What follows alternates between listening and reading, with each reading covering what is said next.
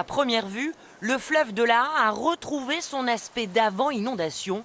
Mais en regardant de plus près, on y voit des sacs poubelles éventrés, des restes de plastique ou encore des bouteilles vides. Et ce n'est qu'un échantillon.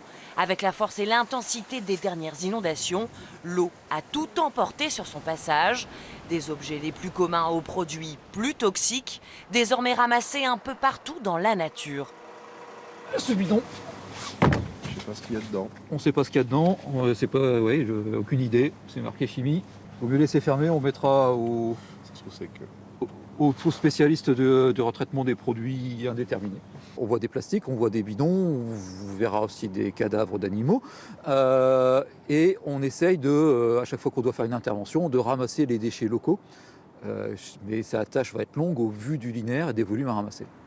À Arques, l'école élémentaire a dû faire face à un autre type de pollution. Ça faisait des auréoles un peu partout. Au niveau des regards, il y avait énormément aussi de fioul qui voulait remonter. Avec la décrue, 380 kilos de fioul ont été découverts dans les cours de récréation qu'il a fallu dépolluer. C'était pas respirable, donc on ne pouvait pas accueillir les enfants. Donc les services techniques sont venus avec des karchers, des balayeuses électriques, mais bon, ça n'a pas suffi. Donc on a dû faire appel à une entreprise spécialisée dans le nettoyage des produits toxiques. Difficile pour l'heure d'identifier et de mesurer la quantité de produits chimiques, toxiques qui s'est déversée dans les sols et les rivières.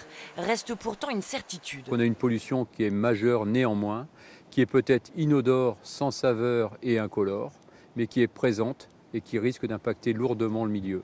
La précaution à avoir, c'est les parcelles de jardin, etc., qui ont pris l'eau de surface avec tout ce qu'elle a pu charrier. Je pense qu'il vaut mieux s'abstenir de manger ses légumes, peut-être quand même.